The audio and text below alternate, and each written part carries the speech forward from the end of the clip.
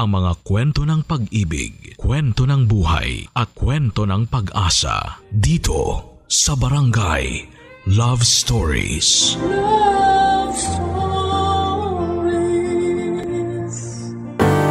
Handa tayong magsakripisyo at tiisin ang lahat ng hirap para sa mga mahal natin sa buhay. Pero hindi maiiwasan na maubos lahat ng enerhiya natin hanggang sa maramdaman tayo o makaramdam tayo ng matinding pagod. Ikaw kabarangay, anong kaya mong isakripisyo, maibigay lang ang pangangailangan ng taong mahal mo. Dear Papa Dudut, itago niyo na lamang po ako sa pangalang Kath. 33 years old at nagtatrabaho sa isang insurance company. Matagal na akong avid listener ng inyong radio station na Barangay LS 97.1 at matagal ko na rin gustong sumulat sa programa ninyo na Barangay Love Stories. Nag-iipon lamang ako ng lakas ng loob para masimulan ito kasi may parte ng buhay natin na hindi madaling balikan para ikwento sa iba. Pero siguro paraan ko na rin to para kahit paano'y gumaan ang pakiramdam ko at umaasa rin ako na makakapag-iwan ng aral ang kwentong ito ng buhay ko. Kakagraduate ko lang ng college nang mamatay ang papa ko at mula noon, ako na ang tumayong breadwinner ng pamilya. Pangalawa kasi ako sa 6 na magkakapatid. Pero may sarili ng pamilya ang kuya ko. Si mama naman ay huminto na rin sa pagtitinda ng gulay sa palengke mula nang ma-heat stroke siya. Mabuti na lang at kaagad din siyang nakarecover pero naging mahina na rin ang katawan niya mula noon, Papa Dudut.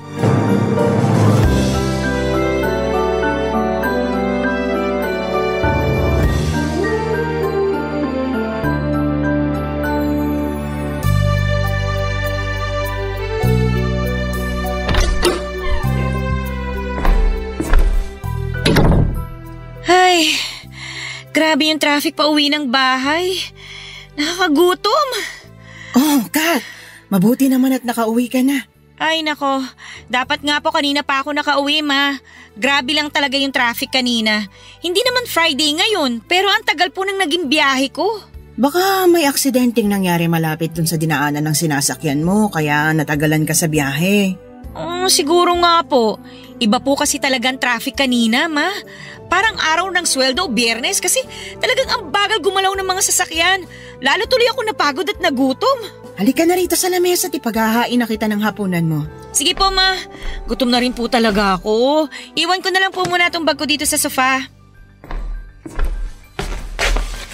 Ano po palang ulam natin ma? Ginataang galunggong, Kat. Eto, nilagay ko na dito sa lamesa katabi nitong kaldero ng kanin. Ginataang galunggong? Oo, bakit? Di ba yan din po yung ulam natin kagabi? Piniritong galunggong naman yun. Parehong galunggong pa rin, ma. Pero sige po, okay lang naman sa akin. Kahit anong ulam kasi, gutom na po talaga ako. Maupo ka na nang makakain ka na. Opo, ma. Nagwawala na talaga kasi itong sikmura ako sa gutom eh. Eto na rin ang baso ng tubig ko. Salamat po. Grabe. Amoy pa lang, alam mo nang masarap ang pagkakaluto nitong ginataang galunggong nyo, ma. Gata ng niyog kasi talaga ang gamit ko dyan at hindi yung nasa pack lang. Bakit ma? Magkaiba po bang lasa kapag yung nasa pack ang gamit nyo? Oo naman. Hindi hamak na mas masarap pa rin kapag yung fresh na gata ang gamit sa pagluluto. Sa bagay nga po. Hindi rin naman po kayo mahilig gumamit ng mga seasoning no? Tama ka dyan. Kasi mas masarap pa rin yung walang halong preservative ang mga nilulutong pagkain. Kung bakit ba naman kasi hindi ko naman ang husay nyo sa pagluluto Marunong ka namang magluto pero kasi hindi kasing sarap ng mga niluluto nyo, ma. Naalala ko pa nga nung unang beses ako magluto ng sinigang. Sobrang alat. Oo, naaalala ko yon. Napasobra naman kasi ang lagay mo ng asin sa sinigang nun. Ang sabi ko naman kasi sa'yo, tansahin mo ang paglalagay. 3 kutsara naman kasi yatang nilagay mo dun sa niluto mo. Naku ma, hindi ko na po matandaan kung gaano karami ang nalagay ko.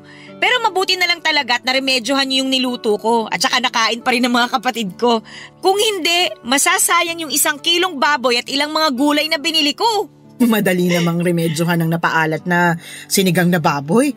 Sa susunod, panoorin mo kung paano ko magluto para matutunan mo yung tamang teknik para mapasarap ang niluluto mo. Ay sige ma, gusto ko yan. Kailangan ko na rin talagang matutunan na pasarapin yung mga niluluto ko para naman hindi nasasayang. Madali lang yon, basta matutunan mo kung paano tansahin ang mga rekado na ginagamit mo. Oo nga pala, Kat. May extra ka ba na pera dyan ngayon? Meron naman po ma. Bakit po? Para saan po ba? Ay, pambayad sana ng kuryente natin kasi may dumating na disconnection notice kaninang umaga. Ha? Paano po nangyari yun? Nakapag-abot naman po ako sa inyo ng pambayad ng tubig at kuryente nung 1 linggo, di ba? Oo, nakapagbigay ka nga nung nakaraan. Bakit po nagkaroon tayo ng disconnection notice para sa kuryente natin? Ang totoo kasi, nagamit ko yung pera na yun sa pampagawa ng baradong lababo natin. Tsaka may problema rin ng tulo ng tubig sa gripo kaya isinama ko na sa pinaayos ko sa tubero. Nakakalimutan kong sabihin sa'yo na doon ko nagamit yung pera na dapat pambayad natin sa bill ng kuryente. Ganun po ba? Pasensya ka na kasi nawala na rin sa isip ko na sabihin sa'yo yung tungkol dun Ayos lang po yun ma. Basta ma sa susunod, sabihin nyo na lang po sa akin na mas maaga para hindi tayo nakakatanggap ng disconnection notice. Oo anak, iiwasan ko nang maging makakalimutin. Iabot ko na lang po mamaya yung pera para maibayad nyo na po bukas ng umaga. Sige, aagahan ko na lang ang pagbabayad bukas. Opo ma, kasi baka mamaya maputulan pa tayo tapos mas malaki pa ang magastos natin sa pagpapareconnect ng kuryente. Papadudot, hindi talaga madali ang maging breadwinner lalo na kung walang ibang inaasahan ng pamilya ko kung hindi ako lamang. Papadudot, nung nabubuhay kasi si Papa, kahit na hindi ganoon kagaan ang buhay namin ay hindi naman ako sobrang nahihirapan.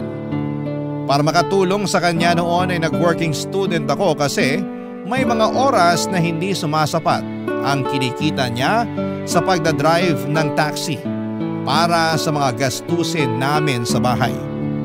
Nakikiboundary lang kasi siya ng taxi kaya hindi niya buong naiuuwi sa bahay ang perang pinaghihirapan niya sa pamamasada. Si Papa rin ang naging idolo ko noon kasi nakita ko kung paano niya itaguyod ang pamilya namin kahit pagod na siya. Kaya mula nang mawala siya ay nangako ako sa sarili ko na susundan ko ang yapak niya at gagawin ko ang lahat para mapabuti ang buhay ng pamilya namin. Pero mula nang mapunta nga sa mga balikat ko ang malaking responsibilidad ng pamilya ko, doon ko na na-realize na hindi talaga madali ang naging pwesto ni Papa sa buhay namin. Hindi lang siya mabigat kung hindi sobrang bigat. Mabuti na lang kahit papaano may isang tao sa buhay ko na sumasalo ng mga hinaing na hindi ko masabi noon sa kahit na sino sa pamilya ko, Papa Dudut.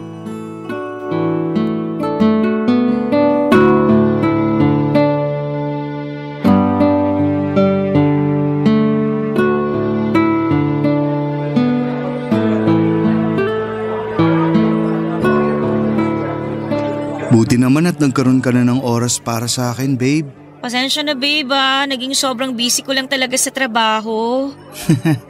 Ayos lang, huwag kang mag-alala. Naiintindihan ko naman yun. At least ngayon, natuloy na ang date natin kahit dito lang sa coffee shop. Ayun nga lang, may dala ka pa ring trabaho. May tinapos lang naman akong report pero ito, i-close ko na tong laptop ko para wala nang storbo sa atin. Ayan, very good.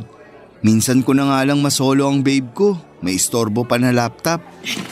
Ito na nga nilalagay ko na sa bag ko para solong-solo mo na talaga ako. Ay, may ibibigay nga pala ako sa'yo. Ano yan? Eto Uy, wow! Sunflower bouquet? Happy Mansari, babe. Oh, thank you. Grabe, dapat hindi ka na nag-abala pa ng ganito. Special day natin ngayon, kaya dapat may special something din ako para sa'yo. Napaka-sweet talaga ng babe ko. Siyempre naman, basta para sa napakagandang girlfriend ko. Bolero pa. Uy, Hindi sobrang ganda kaya talaga ng girlfriend ko. Kaya sobrang mahal na mahal kita. Ay naku, ewan ko sa'yo. Masyado mo na akong pinapakilig Pero paano mo pala napagkasya to sa bag mo? Itong malaking backpack ang ginamit ko para hindi ma-deform yung sunflower bouquet. Buti nga maayos pa rin hanggang sa makarating ako dito sa coffee shop. Ingat na ingat talaga ako sa pagbitbit ng backpack ko na yan. Thank you babe Sa totoo lang, nawala na talaga sa isip ko naman sarili natin ngayon. Alam ko babe. Sorry Ano ka ba? Hindi mo kailangang mag-sorry. Alam ko naman kasi kung gaano ka kaokupado ng trabaho at responsibility sa family ang isip mo ngayon. Sinabi mo pa, lalo na ngayong parehong nasa college na yung dalawang kapatid ko. Ang laki ng gastos kaya hirap talaga ako sa pagbabudget. Nawala na tuloy sa isip ko ang tungkol sa date ngayon at monthsary nating dalawa. Babe, babawi talaga ako next month kasi baka mas maluwag na ang schedule ko nun. Ibig bang sabihin, pwede na tayong mag-out of town staycation sa next monthsary natin? Ha? Naku babe, gastos yun Ako nang bahala sa gastos. Basta bigyan mo lang ako ng oras mo, babe. Ayoko naman ng ganun kasi napapadalas na yung mga date natin na ikaw lang halos ang gumagastos. Sabi ko naman sa'yo, huwag mong isipin ang tungkol sa pera, di ba? Oo nga, kaya lang nagigilty pa rin ako. Kasi parang nagiging unfair na ako sa'yo Hindi ka nagiging unfair, babe. Kasi nag-e-effort ka pa rin na bigyan ako ng oras kahit napaka-busy ng schedule mo. Ano, G na ba tayo sa out-of-town staycation natin? Bahala na babe. Depende sa magiging schedule ko sa trabaho kasi may mga bago kaming trainee na kailangang i-train next month. Akala ko ba mas magiging maluwag na ang schedule mo next month? Oo, pero alam mo naman na kailangan ko pa rin mag-overtime para madagdagan ng sweldo ko. Pero susubukan kong gawa ng paraan. Sasabihan kagad kita babe. Wait lang babe Basahin ko lang tong chat ni kuya at baka importante. Sige lang babe.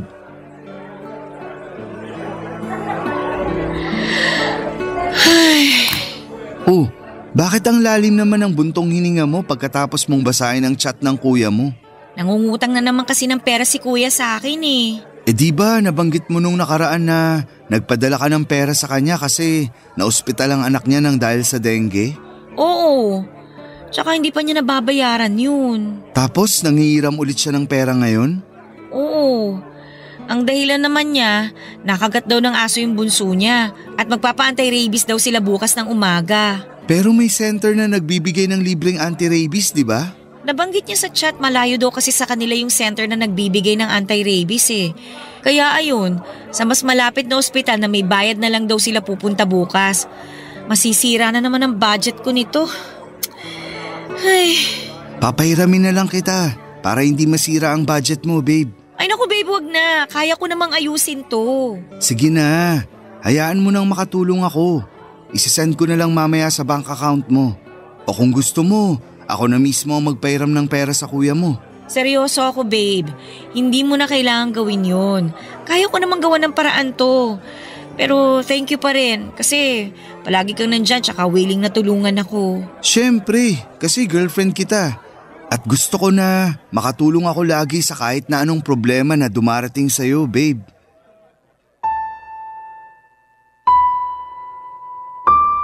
Papa Dudut, kahit may sarili ng pamilya ang kuya ko ay may mga pagkakataon na nanghihiram siya sa akin ng pera na madalas na hindi na niya nababayaran. Nahihiya na rin ako na singilin siya kasi alam ko na madalas silang nagigipit sa bahay nila. 4 na kasi ang anak nila noon ang asawa niya tapos ay siya lang din ang nagtatrabaho para sa mga ito. Sa isang construction site siya nagtatrabaho at alam ko na hindi ganoong kalaki ang kinikita niya doon, Papa Dudut. Hanggang 3rd year high school lang ang tinapos niya at naging tambay na siya sa bahay noon. Ilang beses pa siyang kinukumbinse ni na papa at mama na bumalik sa pag-aaral pero mas ginusto niya na bumarkada. Hanggang sa mabuntis niya ang girlfriend niya pagkalipas ng 2 taon ng pagiging tambay. Mabuti na lang at siya na rin ang nagdesisyon na bumukod sila ng girlfriend niya at hindi na inasa kay tatay noon ng responsibilidad para sa mag-ina niya. Kaya lang nang maging 4 na ang anak niya, mas madalas na siyang magipit at ako ang nilalapitan niya para hingan ng tulong. Ang pamilya kasi ng asawa niya ay nasa malayong probinsya pa, kaya wala silang ibang pwedeng lapitan at hinga ng tulong kung hindi ako lamang ng mga panahong yon, Papa Dudut. Barangay Love Stories. Barangay Love Stories. Papa Dudut, nakilala ko si Joey noong nasa college pa lamang ako. Doon din nagsimula ang relasyon namin at hindi ko yon sinabi sa mga magulang ko. Ayaw kasi nila na mag-boyfriend ako kasi natatakot sila na baka magaya ako sa kuya ko na nakapag-asawa ng maaga.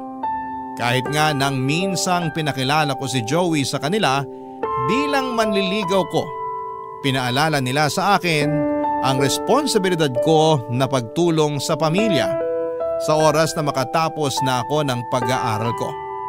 Kumbagay, hindi raw kaagad ako pwedeng mag-asawa. Hindi naman nila yon diretsong sinabi sa akin pero pinaramdam nila ang magiging responsibilidad ko sa oras na makatapos ako ng college. Kaya naman ang maging kami ni Joey noon ay naging lihim sa pamilya ko ang relasyon naming dalawa. Baka kasi hindi nila ako maintindihan na hindi ako kagaya ng kuya ko. Kaya kong balansehin ang oras ko sa trabaho, sa pamilya, sa pag-aaral at sa relasyon na merong kami ni Joey. At nangihinayang ako na hindi yon nakita ni Papa kasi nawala na kaagad siya bago ko pa man maipakilala sa kanya si Joey bilang boyfriend ko. Nagtatrabaho na rin ako noon nang ipaalam ko kay Mama ang tungkol sa relasyon namin at wala na rin siyang naging pagtutol. Siguro kasi nakita ni Mama kung gaano ako karesponsable bilang breadwinner ng pamilya namin, Papa Dudut.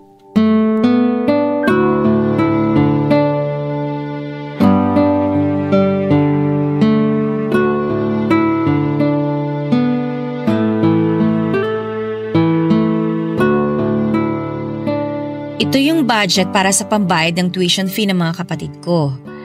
Ito para sa allowance nila. Ito naman para sa bill ng kuryente at tubig para sa buwan na to. Tapos ito para sa pang-grocery ni Mama. Yan. Buti na lang mukhang hindi kami magigipit ngayon. Kasi malaki pa tong natira na pang-allowance ko. Anak, magkape ka muna. Oh, Ma. Gising pa po pala kayo. Oo, ilalagay ko na sa lamesa tong tasa ng kape natin. Grabe, kakatutok ko dito sa ginagawa ko, hindi ko napansin na nagtitimpla na pala kayo ng kape sa kusina. At talaga nagtimpla pa kayo ng kape para sa ating dalawa, Ma. Hindi pa kasi ako makatulog, kaya naisipan ko na lumabas muna ng kwarto para magkape. Ginagawa niyo pa rin pala talagang pampatulog ang kape. Ikaw din naman, di ba? Nagkakape ka bago matulog, kaya nang makita kitang gising pa rito sa sala, naisipan kong ipagtimpla ka na rin ng kape. Sa inyo po talaga ako nagmana pagdating sa kape. Pero salamat po dito, Ma.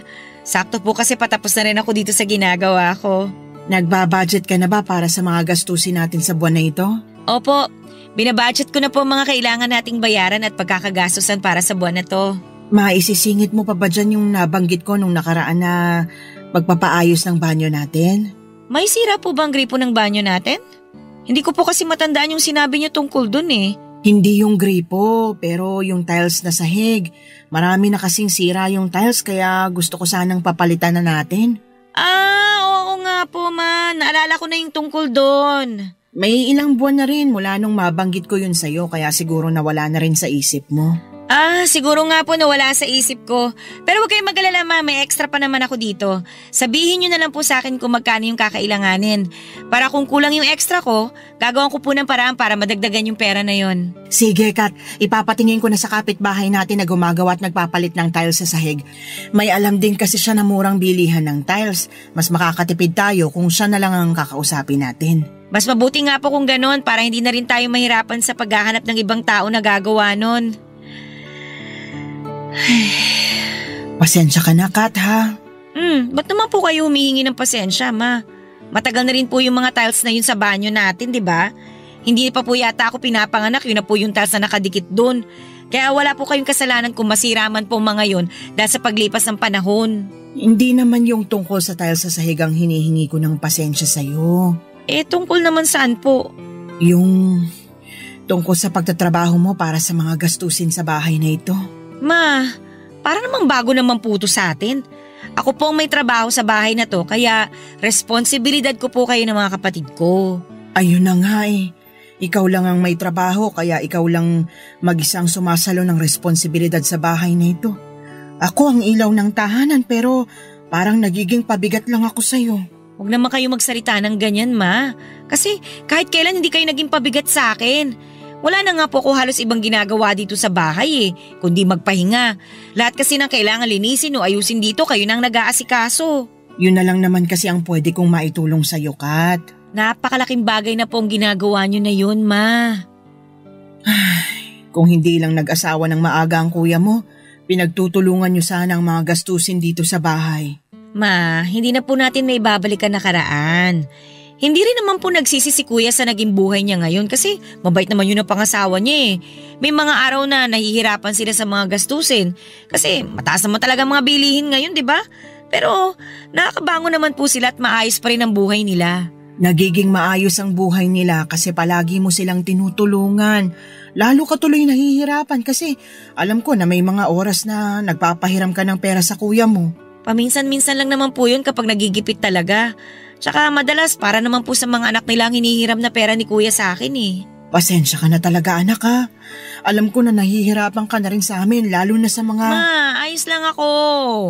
Huwag niyo po akong alalahanin. Kaya ko to. Nakakaramdam ako ng pagod pero kaya ko to, Ma.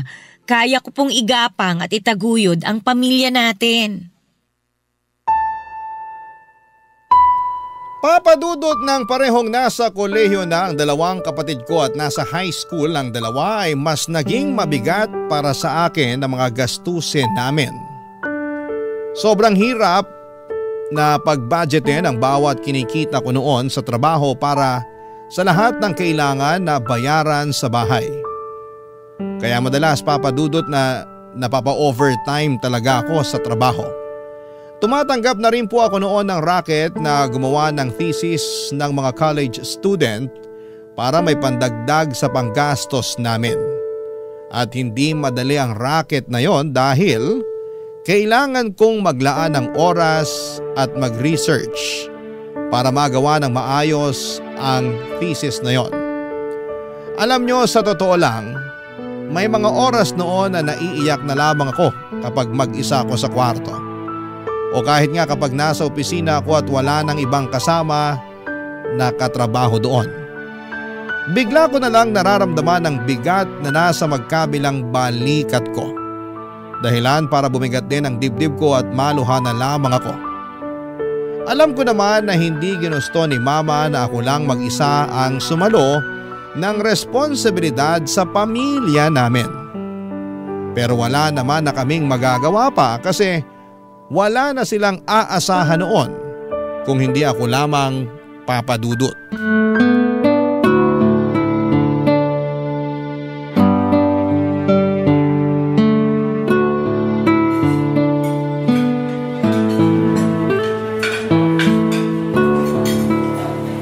Happy anniversary, babe! Happy anniversary din, babe! Thank you kasi nag-effort ka na hintayin na matapos ang shift ko sa trabaho. Natambakan kasi kami ng mga report na kailangan tapusin kaya kinailangan ko mag-overtime . Ayos lang yon, babe. Ano ba naman yung 3 oras na paghihintay para sa espesyal na gabi na to? Kasama ang babaeng pinakamamahal ko. Humirit ka pa talaga, ha? Nagsasabi lang naman ako ng totoo. Saka nasanay na rin naman akong maghintay kasi madalas ka talaga nag-overtime sa opisina nyo. Ayun na nga . Nahihiya na ako sa'yo kasi palagi ka nalang naghihintay ng ilang oras para lang sa saglit na date natin. Anong saglit? Hindi mo ba alam na yung 30 minuto hanggang 1 oras na magkasama tayo? Para sa akin, 1 buwan na yun. Grabe naman yung 1 buwan. Ganun talaga kapag kasama mo yung taong mahal mo. Bumabagal ang oras kasi masaya ka sa tabi niya. At yun ang pakiramdam ko sa bawat minuto na magkasama tayo. Alam mo, babe, masyado ka ng sweet. Baka lang gamin na tayo pareho dito sa lamesa natin, ha? Ang dami pa naman itong mga in-order mong pagkain kung lalanggamin lang. Umorder talaga ako ng maraming pagkain. Kasi nga, espesyal na araw to para sa ating dalawa. Kahit naman hindi natin anniversary o mansary, umu-order ka pa rin ng madami kapag magkasama tayo eh. Kasi sa tuwing magkasama tayo, nagiging espesyal yung araw ko. Babe, ano ba? Masyado mo na akong pinapakilig. Ginagawa ko lang yung responsibility ko bilang boyfriend mo. Ang pangitiin at pakiligin ng girlfriend ko. Alam mo, napakaswerte ko talaga kasi ikaw ang naging boyfriend ko. Naalala ko na parang dati lang. Tinatago pa natin yung relasyon natin sa mga magulang ko. Oo, kasi nga ayaw mo na ipakilala ako sa kanila bilang boyfriend mo. Alam mo naman na sobrang higpit kasi ng mga yun, di ba? Sobrang takot sila na baka gumaya ako kay kuya na nag-asawa ng maaga. Kaya grabe yung paghihigpit na ginawa nila sa akin noon. Pero hindi mo naman sila na-disappoint, di ba? Oo naman. Hindi ko talaga sinira yung tiwala nila kasi nirespeto mo rin ako at ang relasyon nating dalawa. Sayang, hindi naabutan ni Papa nung naging tayo na.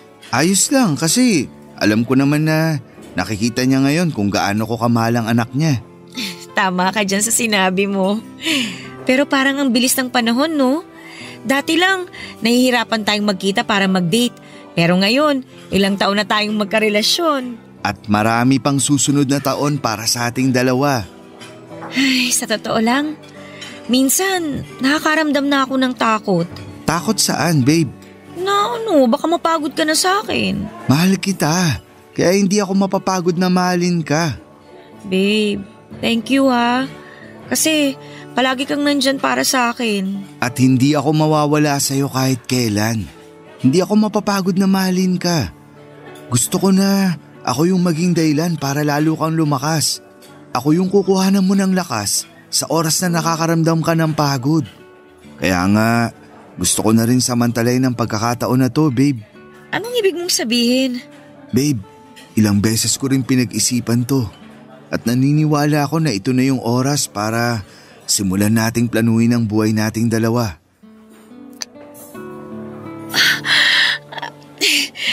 Babe, para saan ang singsing na yan? Babe, ilang taon na tayong magkarelasyon at matagal na akong sigurado na ikaw yung babae na gusto kong makasama sa habang buhay. Kat, will you marry me? Joey! Mahal mo naman ako, di ba? At mahal na mahal kita. Kaya magpakasal na tayo, please. Joey, sorry pero hindi pa kasi pwede eh. Ha? Anong hindi pa pwede? Hindi pa tayo pwedeng magpakasal. Akala ko ba mahal mo ako? Oo nga, pero hindi sapat yun para madaliin natin ang lahat. Hindi naman kita minamadali, Kat. Gusto ko lang na simulan na nating planuhin ang tungkol sa ating dalawa. Kahit ito man lang nakasal natin. Ayun na nga, Joey. Hindi pa kasi pwede talaga eh. Kasi una sa lahat, alam mo naman may 4 pa ako na kapatid na pinag-aaral. Yung 2 sa kanila nasa college pa. Tutulungan naman kita na pag-aralin ng mga kapatid mo. O sa kahit na anong gastusin pa para sa pamilya. Tutulong ako. Yan yung ayokong mangyari. Yung saluhin mo yung responsibilidad na hindi naman talaga sa'yo. Joey, sorry talaga pero hindi pa ako handa eh. Hindi ko pa kaya magpakasal sa'yo. Papadudot ng tumungtong ng first year college ang kapatid ko na sumunod sa akin ay nangako siya na pagbubutihin niya ang pag-aaral niya. Sinubukan niya rin na mag-working student pero napansin ko na hindi niya kayang pagsabayin ang pag-aaral at pagtatrabaho dahil bumaba talaga ang grades niya. Kaya naman sinabi ko sa kanya na mag-focus na lamang siya sa pag-aaral at ako nang bahala sa lahat ng mga gastusin. Ganon din ang naging setup ng isa ko pang kapatid nang mag-college na siya. Sinubukan niya rin na maging working student pero nahirapan din siyang pagsabayin ang pag-aaral at pagtatrabaho. Doon ko na-realize na magkakaiba talaga ang diskarte ng mga tao. May mga kaya tayong gawin na hindi kayang gawin ng iba. O pwedeng nasanay lang din sila na may inaasahan silang tutulong sa kanila. Kaya ang pakiramdam nila ay hindi na nila kayang gawin ang isang bagay na mabigat para sa kanila. Kasi ako kahit gaano ako nahihirapan nang maging working student ako ay pinilit kong kayanin yon. Kasi alam ko na walang ibang makakatulong sa akin kung hindi ang sarili ko lamang, Papa Dudut. Barangay Love Stories. Barangay Love Stories. Papa Dudut, hindi naging madali para sa akin ang tanggihan ng alok na pagpapakasal ni Joey. Bago pa man ang araw na yon ay may ilang beses ko nang nararamdaman na balak na niya akong alokin ng kasal. Kasi napapadalas ang pagbubukas niya ng topic tungkol sa pagpapakasal, pagbuo ng pamilya, pagbili ng bahay o pagkakaroon ng mga anak. Gusto ko na rin namang pag-usapan ang tungkol sa mga bagay na yon. May mga oras nga na nai-excite ako kapag nai-imagine ko na kinakasal na kami sa simbahan ni Joey, na may sarili na kaming bahay at may ilan na kaming mga anak. Pero mula nang mag-college ang dalawang kapatid ko ay doon ko na-realize na sobrang hirap pala talaga ng buhay. At natakot ako na iparamdam ang hirap ng buhay na yon sa mga magiging anak namin ni Joey.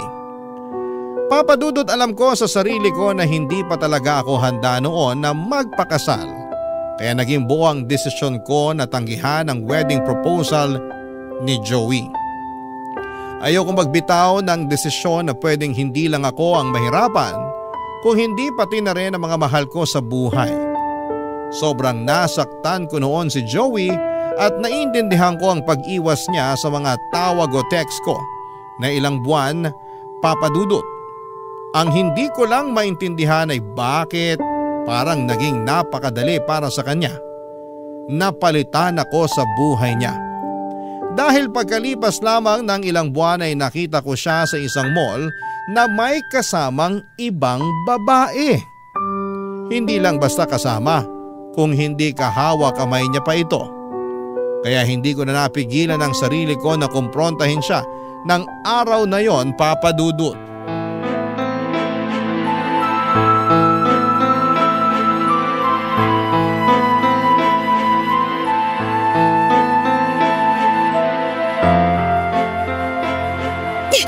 Pwede ba, Joey? Bitiwan mo ang kamay ko! Kanina mo pa ako hinihila! O ayan, diyan ka mag-eskandalo. Ngayon nandito na tayo sa labas ng mall. Hindi ako nag-eskandalo! Talaga? Kaya mo ba kami sinugod ni Sanya kanina? Hindi ko kayo sinugod! Bakit napakarami mong tanong kanina? Tapos halos kulang na lang. Sabunutan mo yung kasama ko. Normal lang na magtanong ako dahil hindi ko kilala kung sino yung kasama mo. Tsaka, mabuti sana kung magkasama lang kayong dalawa eh. Pero hindi, Joey! Hawak mo yung kamay ng babaeng kasama mo na hindi ko kilala! Ngayon ang mga tanong ko naman ang sagutin mo. Sino ba talaga yung babae na yon? At bakit hawak mo ang kamay niya habang naglalakad kayo sa loob ng mall? Ano, Joey? Bakit hindi ka makasagot? Sabihin mo sa akin ang totoo. Sino ba talaga yung babaeng yun sa buhay mo? Girlfriend ko si Sanya. At magpapakasal na kaming dalawa. Girlfriend? Sadali lang, paano nangyari yon? At saka teka, magpapakasal na kayong dalawa? Bakit? Paano? Mahal ako ni Sanya, kaya pakakasalan ko siya. Pero mahal din kita! Kung talagang mahal mo ako, bakit ayaw mo magpakasal sa akin? Hindi ko sinabing ayokong magpakasal sa'yo. Ang sabi ko lang naman, hindi pa ako handa, Joey. Tsaka paano mo siya naging girlfriend? Hindi pa naman tapos yung relasyon nating dalawa. Nung gabi na tinanggihan mo ang alok ko sa'yo na magpakasal na tayo, para mo na rin tinapos ang relasyon nating dalawa. Joey, sinabi ko naman sa'yo, di ba? Hindi pa ako handa na lumagay sa tahimik na buhay kasama ka kasi nga dami ko pang responsibilidad sa pamilya ko. At sinabi ko rin sa'yo na handa akong tulungan ka sa responsibilidad mo sa pamilya mo. Pero ayaw mo. Hindi mo naman kasi responsibilidad ang pamilya ko, Joey. Hindi mo kailangan saluhin yung responsibilidad na hindi naman sa'yo. Ayoko lang naman na isipin ng ibang tao na inaabuso ko yung pagiging mabait mo at yung relasyon nating dalawa. Mas importante pa ba talaga yung iisipin at sasabihin ng ibang tao kaysa sa nararamdaman natin? Kat, boyfriend mo ko. At kapag naging mag-asawa na tayo, magkasama na tayo sa lahat ng problema o responsibilidad mo sa pamilya mo. Hindi mo na kailangang suluin lahat ng bigat na araw-araw mong dinadala sa mga balikat mo. Kasi nandito ako, oh. Yung tao na willing na maging panghabang buhay na parte ng buhay mo. Hindi lang talaga ako sanay na may kahati sa mga problema at responsibilidad. Ano pa palang silbi ko kung hindi mo ko hahayaan na tulungan ka? Kat, mula nang maging magkarelasyon tayong dalawa, palagi mo na lang tinatanggihan ang mga tulong na binibigay ko sa'yo. At kung tinatanggap mo man yun, sapilitan pa. Hindi na iba ang pamilya mo sa akin. Kasi halos parang pamilya ko na rin sila. Pero dahil sa ginagawa mo, parang mo lang akong tinutulak palayo sa buhay mo. Sorry. Sorry, Joey. Sorry din, Kat. Alam ko na parehas lang tayong nahihirapan at nasasaktan ngayon.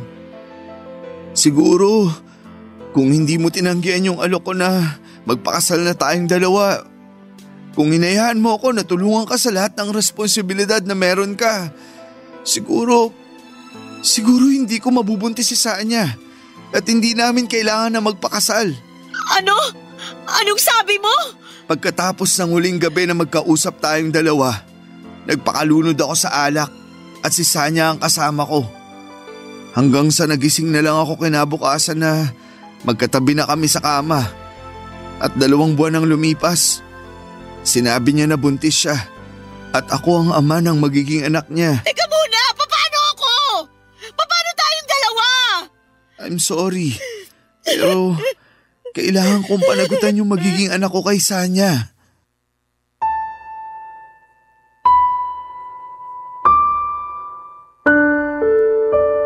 Papadudot, pagkatapos kong tanggihan ang alok ng pagpapakasal sa akin ni Joey ay iniwasan na niya ako. At kagaya nga ng sinabi ko kanina, naiintindihan ko yon. Kasi alam ko na sobra ko siyang nasaktan. Binigyan ko siya ng oras na makapag-isip tungkol sa naging sagot ko, pero hindi naman ibig sabihin noon na nakipaghiwalay na ako sa kanya. Kasi pagkatapos ng 1 linggo ay sinimulan ko ng gumawa ng paraan para muli kaming magkausap. Tinatawagan ko siya pero hindi niya ako sinasagot. Palagi ako nagtitext at chat sa kanya pero hindi siya nagre-reply. Sinubukan kong i-explain sa mga text at chat ko na hindi pa ako handang magpakasal. Pero sobrang mahal ko siya. Na sana'y bigyan niya pa ako ng oras na matapos ang responsibilidad sa pamilya ko bago kami magsimulang magplano ng para sa aming dalawa. Halos 5 buwan niya akong iniwasan tapos ay makikita ko na lamang siya na may kasama ng ibang babae. At hindi lang yon, Papadudot. Hindi ako makapaniwala na sa ilang buwan na hindi namin pag-uusap, makakabuntis na siya ng ibang babae. Sobrang sakit noon para sa akin kasi pakiramdam ko ay para akong isang piraso lamang ng notebook sa buhay niya na mabilis niyang pinilas at inalis sa buhay niya. Mabilis niya akong pinalitan ng isang bagong pahina sa kabila ng ilang taon na naging relasyon naming dalawa. Akala ko noon ay si Joey na ang magiging katuwang ko sa panghabang buhay sa oras na matapos na ang responsibilidad ko sa pamilya ko. Ayon pala ay dadaan lang din siya at hindi rin magtatagal sa buhay ko. Kaya naman mula noon ay muli ko na lamang sinubsob ang sarili ko sa pagtatrabaho at sa responsibilidad ko sa pamilya ko, Papadudot.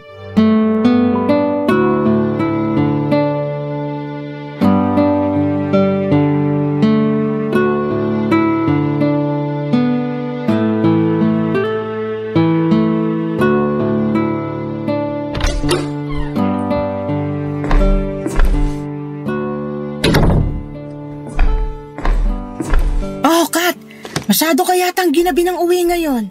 3 oras po kasi ako nag-overtime sa opisina para wala na akong maiuwing trabaho dito sa bahay, ma.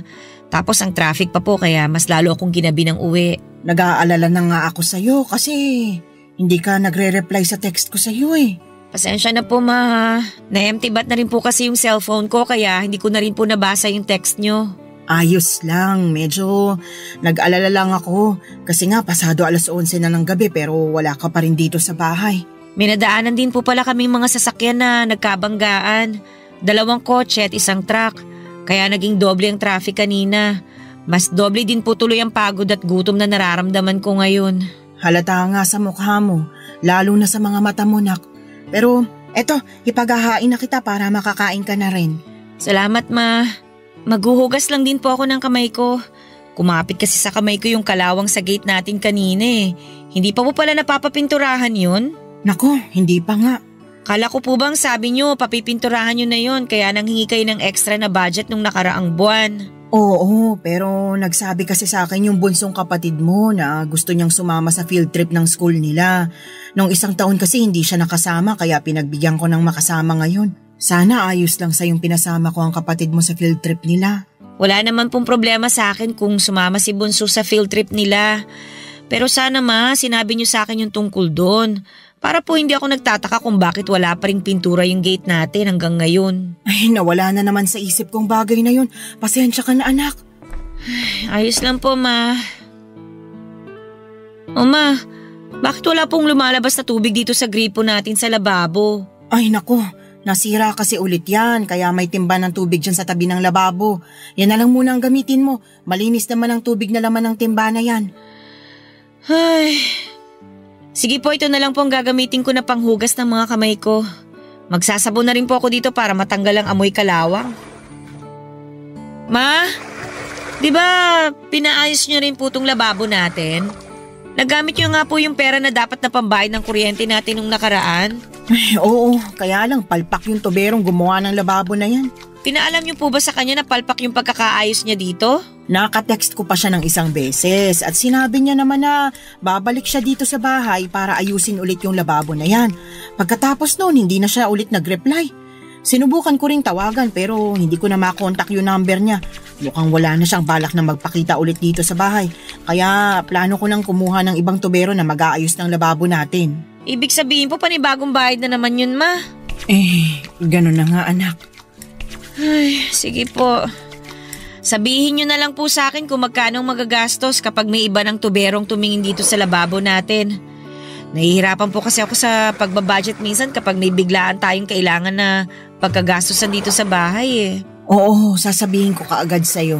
Halika na rito sa lamesa nang makakain ka na. Eto ma, kakatapos ko lang po magbanlaw ng kamay ko. Ano po bang ulam natin, ma? Adobong galunggong.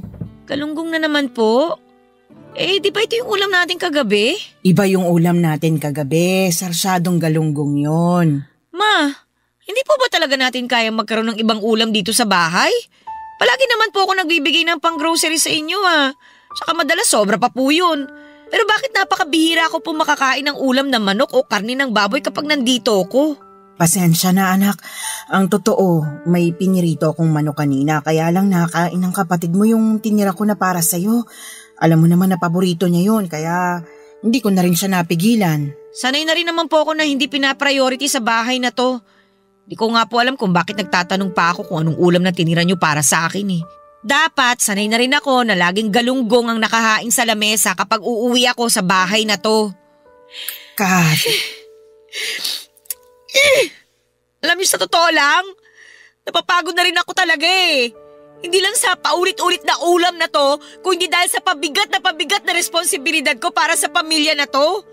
Pinipilit kong kayanin lahat, ma.